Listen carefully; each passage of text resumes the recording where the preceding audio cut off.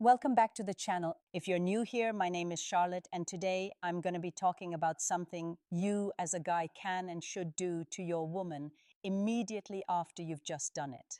This is something that most men completely overlook, and it's costing them more than they realize. So the intimacy is over. She's still catching her breath, skin warm against yours, heart beating fast from everything that just happened between you in that exact moment. Most guys do the same thing. They exhale, roll over, or reach for their phone, like the main event is officially over. The truth is, whatever happens in the next 5 to 10 minutes will either deepen her connection to him more than anything that came before it, or quietly undo everything that was just built.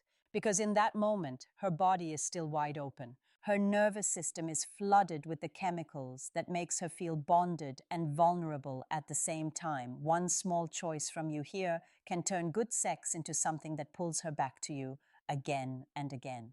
So today we're talking about what actually happens in a man's mind and body after the release and what she's quietly meeting, even if she doesn't say it. Now, a quick announcement before we get into it. Videos like this one don't usually make it to the main channel, and that's because videos like this comes directly from personal requests made by loyal subscribers who wanted something more intimate and more detailed than what I normally cover publicly. Very soon, content like this will be restricted exclusively to channel members. So if you don't want to miss out, and if you want to request your own private personal videos, join the membership now. Don't sleep on it now. Let's get into it. 1. Pull her close. Most men don't realize that the moment intimacy ends is actually when one of the most important opportunities begins. She's in a state of genuine vulnerability. In those first few minutes, her nervous system is open. Her guard is completely down, and she's more emotionally present than she is at almost any other point in her day. What happens in that window? How he chooses to show up in those quiet minutes lands with a weight that is completely disproportionate to how simple the gesture actually is. Pulling her close is the first and most important move. Not rolling away, not reaching for the phone, not physically present, but mentally already somewhere else. Just pulling her in, letting her settle into him, creating the kind of physical closeness that tells her nervous system without a single word that he's still there, that the intimacy didn't end the moment the physical part did. What this does psychologically is profound. A woman's biggest vulnerability in this moment is the fear that she just gave something real to someone who is already mentally moved on that quiet fear of being left alone in a moment. She's still fully inside, is what pulling her close immediately dissolves her breathing, slows her body, relaxes to his. The emotional charge of the moment settles into something warm and safe, rather than something exposed and uncertain. Gentle touch in this position amplifies everything. A hand moving slowly along her arm, fingers tracing lightly up her spine, a kiss placed quietly on her shoulder with nothing asked of it. These aren't romantic gestures performed for effect. They're a man communicating through his body that she matters, not just what just happened, but her. That distinction is everything. Two sensual touches. There's a specific kind of touch that exists entirely outside of desire and performance. It's not building toward anything. It's not asking for anything. It's just present, warm, and genuine. And it communicates something that words rarely manage to reach. That sensual touch. And in the post-intimacy window, it's one of the most powerful things a man can offer. Most men understand two modes of physical contact, functional and sexual. The touch that gets something done and the touch that wants something. But sensual touch occupies a completely different space. It's the hand that moves slowly along her arm with no destination in mind. The fingers that trace her shoulder blade, gently unhurried, simply because she's there and he's present. The kind of contact that says, I'm here with you right now and I'm not going anywhere. What this does to her nervous system is significant physical touch of this quality releases oxytocin, the same bonding hormone that activates during intimacy itself, which means that sensual aftercare essentially extends the emotional bonding experience beyond the physical moment. The connection doesn't close when the intimacy ends. It continues quietly through the quality of how he stays with her.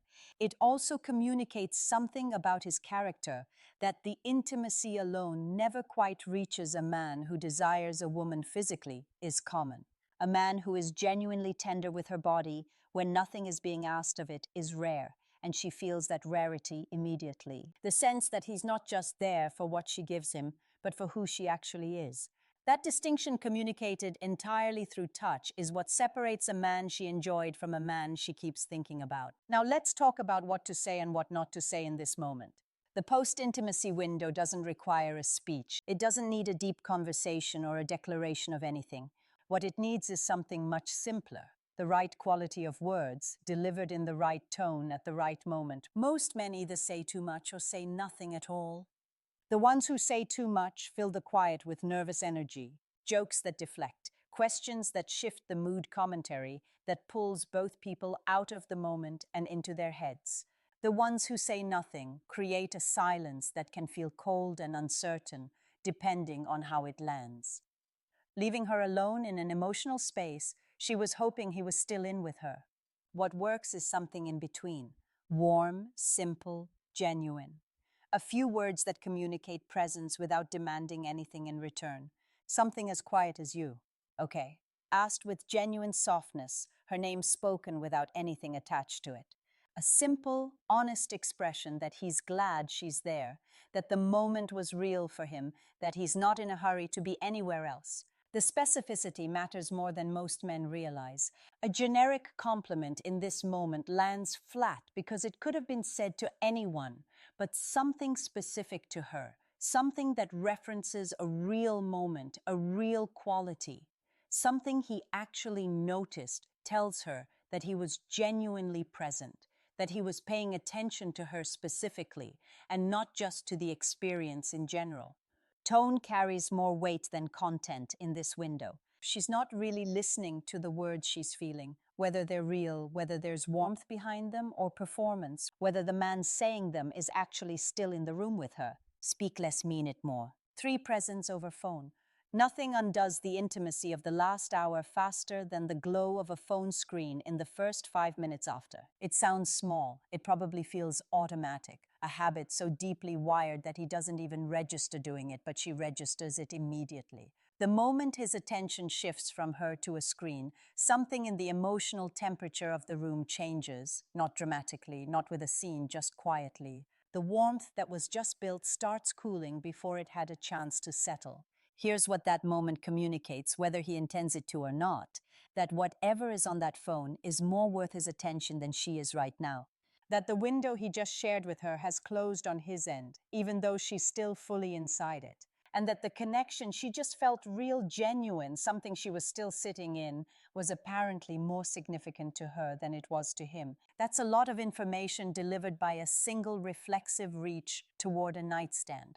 Genuine presence in this window doesn't require effort or performance. It just requires staying, keeping his attention in the room, letting his mind remain with her instead of immediately moving to whatever comes next. Being the kind of man whose body and mind are in the same place at the same time, which sounds like the minimum, but in reality is rare enough that she notices it deeply when it happens. What presence communicates is simple and profound simultaneously, that she was worth showing up for during the intimacy, and that she's still worth showing up for now that it's over, that he's not just generous when something is being given to him. The phone will still be there in 20 minutes. This moment won't 5 going the extra step. There is a category of man that most women have heard about but rarely actually encountered. The man who gives everything during intimacy and then in the quiet after does something small and thoughtful that has nothing to do with what he just received and everything to do with who she is to him. That gesture, simple, unhurried, completely unasked for, puts him in a league that most men never reach. Not because it's complicated, but because most men simply don't think to do it.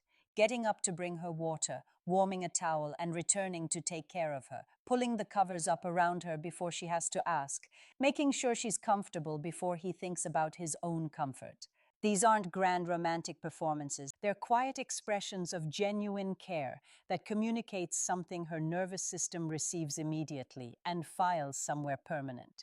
What these gestures actually say is this, that he sees her as someone worth taking care of, not just during intimacy when something is being shared between them, but after it, when nothing is being asked and nothing is being given except attention and consideration. That distinction between a man who shows up when there's something in it for him and a man who shows up simply because she matters, as one woman feel in their bones, the warm towel specifically carries a psychological weight that seems disproportionate to the gesture itself. It's tender in a way that's almost disarming a man who just gave everything physically, now being gentle enough to take care of the most vulnerable part of her experience. That combination of strength and softness is genuinely rare, and rare things get remembered. Rare things get craved. Everything that follows the closeness, the touch, the presence, the quiet words, the small gestures that ask for nothing in return. That's where the real connection either gets built or gets left behind. And the men who understand this don't just create better experiences. They become the kind of men women genuinely can't stop thinking about, not because of what happened, but because of how they showed up afterward. Pulling her close costs. Nothing staying present costs nothing. A warm towel, a few genuine words, consistent care that comes from a real place. None of it is complicated. It just requires a man who is present enough to give something when nothing is being asked of him. That man is rare. Rare is unforgettable. Drop a comment below and tell me which one of these you're going to start doing differently. I read every single one and I do reach out. If this gave you something real, hit that like button. Share it with a man who needs to hear it. And if you're not subscribed yet, do it now. And remember, content like this is moving exclusively to the membership very soon. Join now so you don't miss out.